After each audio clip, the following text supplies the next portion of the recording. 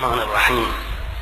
الحمد لله رب العالمین و صلی الله وسلم و بارک علی عبده و رسوله محمد الامین و علی آله الطیبین الطاهرین و علی اصحابه الاخیار اجمعین و علی من اهتدى بهدیه باحسان الی یوم الدین. اما بعد،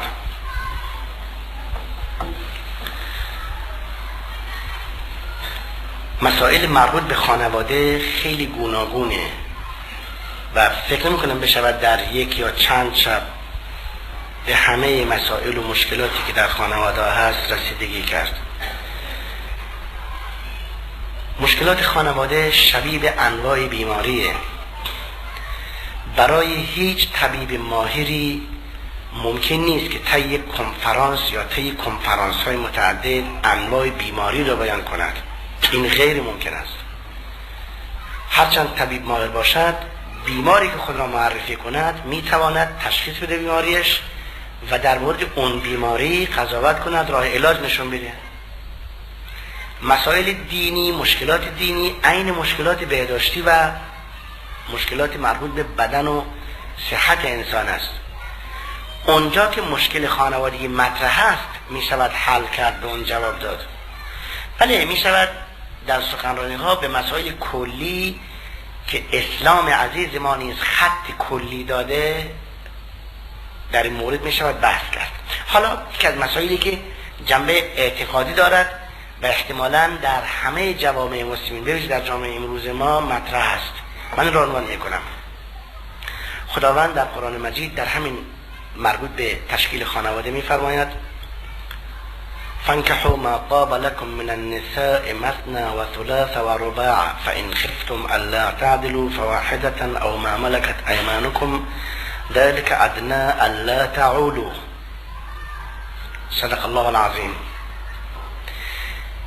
تا اینجا یکی از حساس ترین مسائل زندگی مطرح می کند.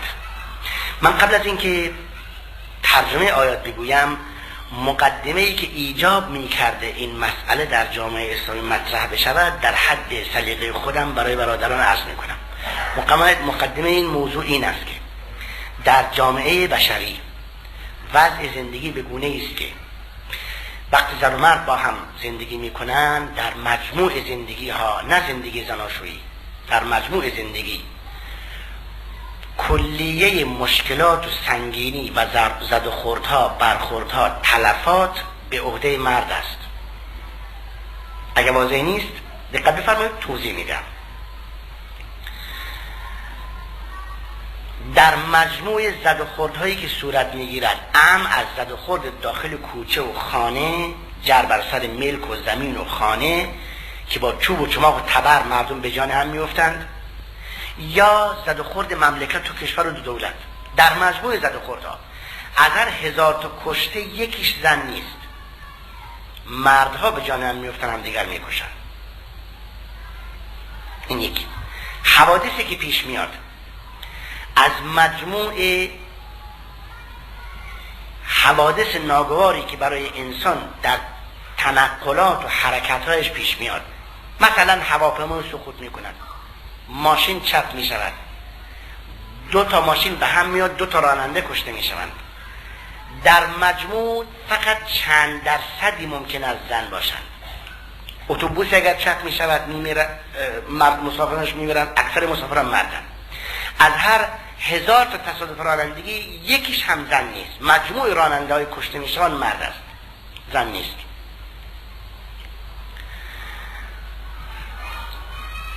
بله، وقتی هواپیماها و موشک‌های صدام حسین روستاها و شهرهای خوزستان را بمباران می‌کرد، اونجا در بسیار از موارد احتمالاً مرد و زن، پسر و دختر مساوی کشته می‌شدند. ولی این یه حالت استثنائیه. اینکه سرب‌ها یک خمپاره بیاندازن، گلوله توپ بزرگی بیاندازن وسط بازار شهر سرایوو، 80 نفر کشته بشوند، ممکن از این 80 تا 10 تا زن باشند، ولی این اقلیته. حالا اما بعد سوال اینجاست، نتیجه این حوادث این می شود که بعد از هر 30 سال در مجموع حوادث زنهایی میمانند بی شوهر. اجازه به توضیح بیشتری بدم. قبل از جنگ ایران و عراق، در ایران و عراق مسئله بحران ازدواج اصلا مطرح نبود. میگویند تنها موردی که حکومت بعث لامذهب عراق در تلویزیون به مرد عراقی شلاق میزدن، تازیانه میزدن و مردم تماشا میکردن، مورد ازدواج مجدد بود، ازدواج دوم بود. یعنی اگر یک مرد عراقی 2 زن داشت، زن دوم که میگرفت اعلام میشد، او را میآوردن تو تلویزیون دارش میزدن که مردم ببینن جزای کسی که 2 زن گرفته. حالا این قبل از جنگ ایران و عراق بود.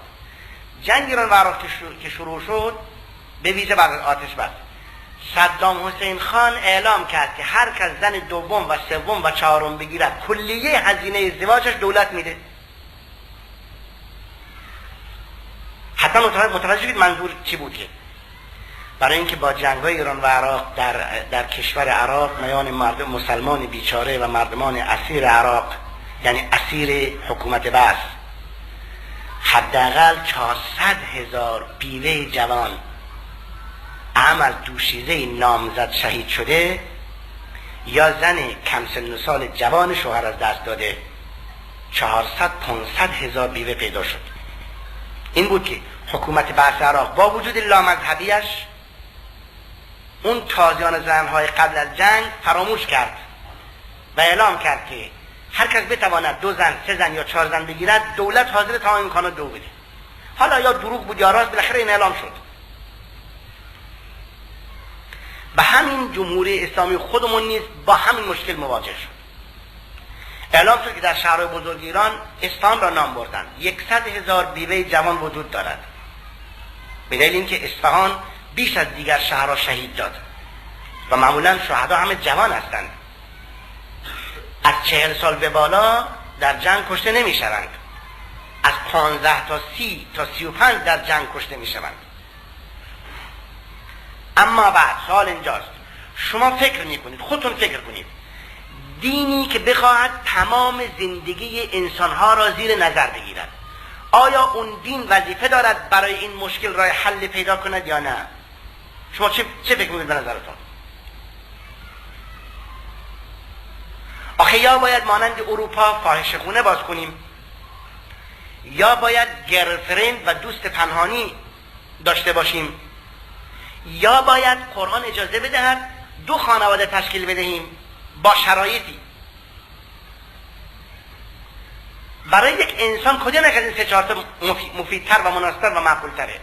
ایجاد فاحشه‌خانه یا رسوایی و دوستان پنهانی و ایجاد فرزندان سرراهی و ایجاد پرورشگاه‌ها برای تربیت فرزندان ناشرعی، یا اینکه با شرایط و حدود دقیقی که قانون تعیین کرده برای اونهایی که بتوانند و امکان داشته باشند تشکیل 2 خانواده، کدام یک از این 3-4 تا معقول تره؟ اروپا و آمریکا اون اولی و دومی انتخاب کردن.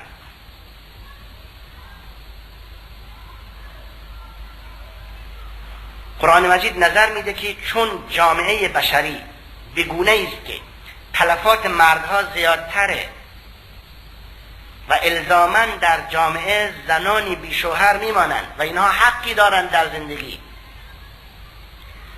مردهایی که از قدرت و امکانات بیشتری برخوردار هستند باید به خود فشار بیارند، از یک طرف عدالت در نظر بگیرند و از یک طرف برای حل مشکل خانواده ها، برای این که این بحران ازدواج کنترل شود، برای این که دختران و زنان بی سرپرست و بی شوهر مجبور نباشند دست به کارهای ناشایست بزنند یا مجبور نباشند سرگردان بشوند، اسلام اجازه داده که مردها با رعایت شرایط دقیق 2 خانواده تشکیل بدهند.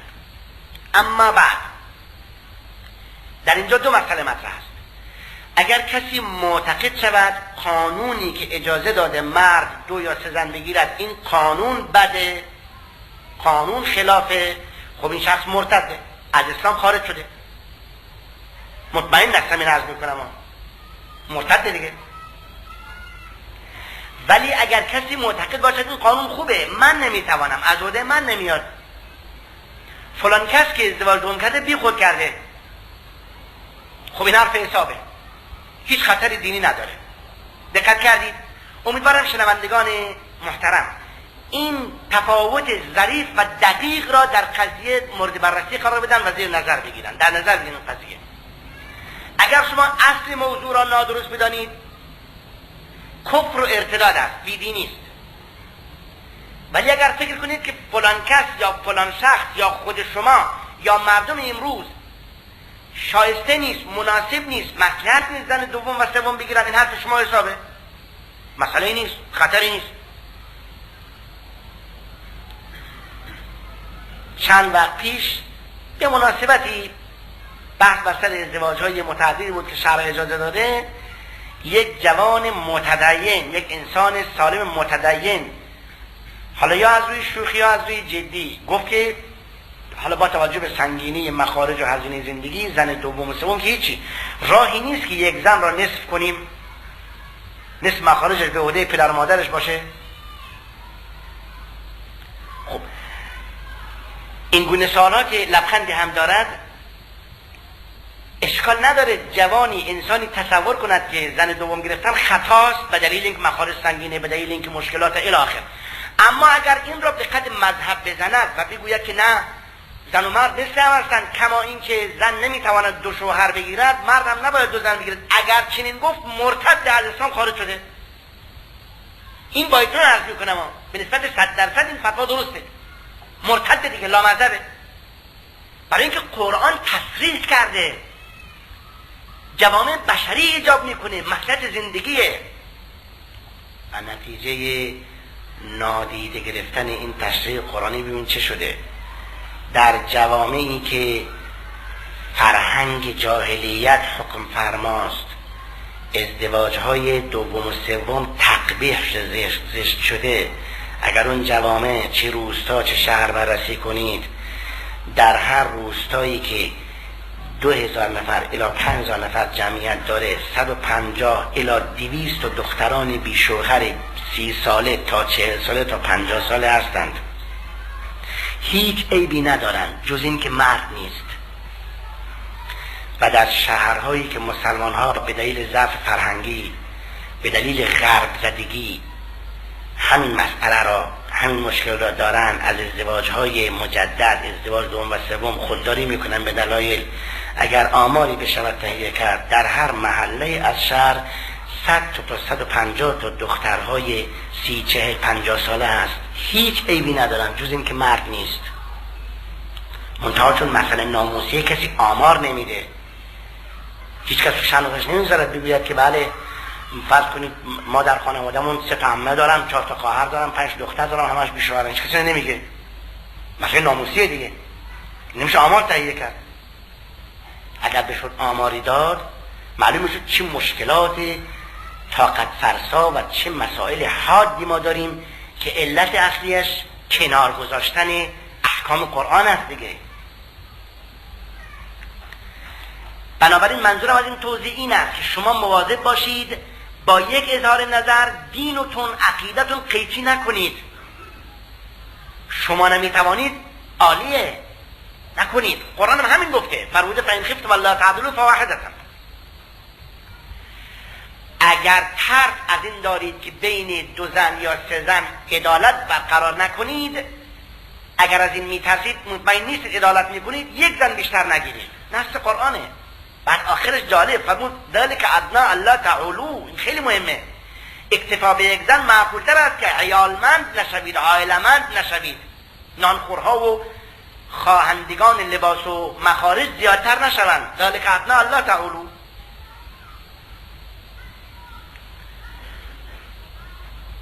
مسئله عقیده خیلی مهمه، برای اینکه شما بدانید دلیل بنده در این زمینه چیست. به این داستان عرایزم خاتمه میدهم. منظور از این داستان که ارتباطی با موضوع بحث ما هم نداره، منظور داستان این است که به موجب این داستانی، این حکایت مستندی که میشنوید، حکایت مستند شرعی که میشنوید، اگر کسی حکم مسلمی از احکام دین را تحریف کند یا برخلافش معتقد بشه، مرتد میشه.